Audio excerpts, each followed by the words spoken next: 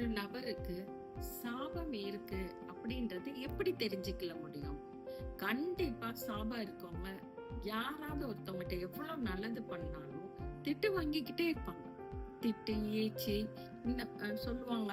அந்த திட்டு முறைப்பாடு இருந்துகிட்டே இருக்கும் அவங்களுக்கு. ஏன்னா ஏற்கனவே அது அதிகமாகிக்கிட்டே போகும். வீட்டுல ஒரு பெரியவங்க ஒரு நல்ல விஷயம் சொல்றாங்க. தன்னோட லைஃபுக்கு முக்கியமா ஏதாவது ஒரு நல்லது சொல்லும் போது அதை நீங்க மறுத்து பேசி மறுத்து செய்யும் போது கூட அவங்க மனசு நொந்து என்னடா நம்ம சொல்றதை கேட்க. ஏன்னா இன்னைக்கு இருக்க தலைமுறைகள் ஒரு லவ் மேரேஜா இருக்கட்டும், எதுவா இருக்கட்டும், வீட்டுல உள்ள நபர்கள் இது வேணானா ஏன் எதுக்கு வேணான்றாங்கன்னு யோசிங்க. இல்ல அவங்க வீம்புக்கு பிடிவாதத்துக்கு பெரியவங்க வேணாங்கன்னு சொன்னாங்கன்னா நீங்க அதை எடுத்துக்க வேண்டாம். அதே சமயம் உங்களோட நல்லதுக்கு சொன்னாங்கன்னா தயவு செஞ்சு அதை கேளுங்க, எடுத்துக்கோங்க. ஏன்னா அதுவும் ஒரு சாபமா உங்களுக்கு மாறும். அப்ப அது சாபமா மாறும்போது நீங்க போற இடத்துலயும் நிம்மதியா இருக்க மாட்டீங்க. திட்டு இதெல்லாம் வாங்கிக்கிட்டே தான் இருப்பீங்க. அப்ப பல தடங்களுக்கும் ஆளாகுவீங்க. சாபம் இருக்கவங்க வாழ்க்கையில நம்ம எல்லாத்தையும் மீறி நம்ம என்ன வலுல முன்னுக்கு போவோம்னாலும் அப்பப்ப காலை பிடிச்சி இழுத்துரும்.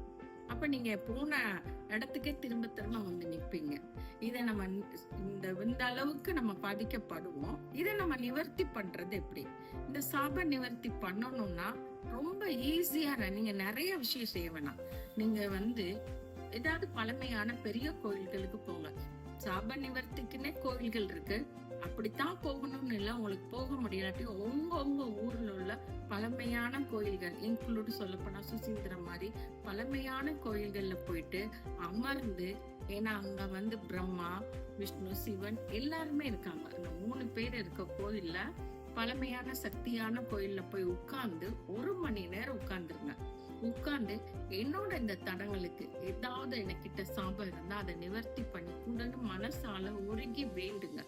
வேண்டும் போது உங்களை அறியாம தெரியும், நம்ம இந்த தப்பு பண்ணிருப்போம், இந்த தப்பு பண்ணிருப்போம், இந்த தவறை நான் இனிமே பண்ண மாட்டேன். இல்ல இன்க்ளூட் நம்ம அதிகமா கோவப்படுறவங்களா இருக்கலாம், ஏதோ ஒரு விஷயம் நம்ம கிட்ட இருக்கலாம், அந்த இதை நான் இனிமே செய்ய மாட்டேன், இதனால எனக்கு நடக்கிற இந்த சாபத்தை எல்லாத்தையும் நிவர்த்தி பண்ணி கொடுங்கன்னு 1 மணி நேரம் மனசால உருகி வேண்டிட்டு நீங்க வெளியே வரும்போது கண்டிப்பா புது நபரா இருப்பீங்க. சாப நிவர்த்தியும் ஆயிருவீங்க. இதுலயும் இன்னொரு சின்ன விஷயம் ஒண்ணு இருக்கு. உங்களுக்கு இப்ப சாபம் கொடுத்திருப்பாங்க, முன்னோர்கள் சாபம் இருக்கலாம், இல்ல கூட இருக்கவங்களோட ஏதாவது ஒரு சாபம் இருக்கலாம்.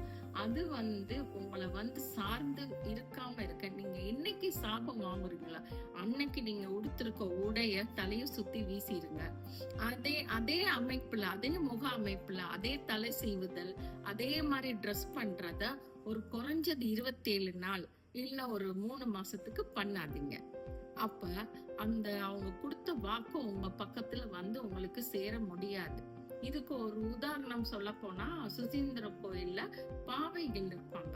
வரிசையா அங்க ராஜாமார்கள் கட்டப்பட்ட கோயில். அங்க அவங்கள வரவேற்கிறதுக்காக பாவை பெண்கள், பெரிய பெரிய மந்திரி அவங்களோட பெண்கள் இருப்பாங்க. அந்த பெண்களை வச்சிருப்பாங்க. எல்லாருமே ஒவ்வொரு மாடல்ல இருப்பாங்க. ஒருத்தவங்க இங்கிட்டு கொண்டப்பட்டிருப்பாங்க, இங்கிட்டு கொண்டப்பட்டிருப்பாங்க, தலையில கம்மல்ல எல்லாமே வித்தியாசப்படும். நம்ம அது எதுக்குன்னா நம்மளோட சாபங்களோ கண்ணூரோ நமக்கு சாராம இருக்கிறதுக்கு. ஒவ்வொரு நாளைக்கு ஒவ்வொரு மாடலா நீங்க மாறும்போது கண்டிப்பா சாபங்கள் உங்களுக்கு சேராது.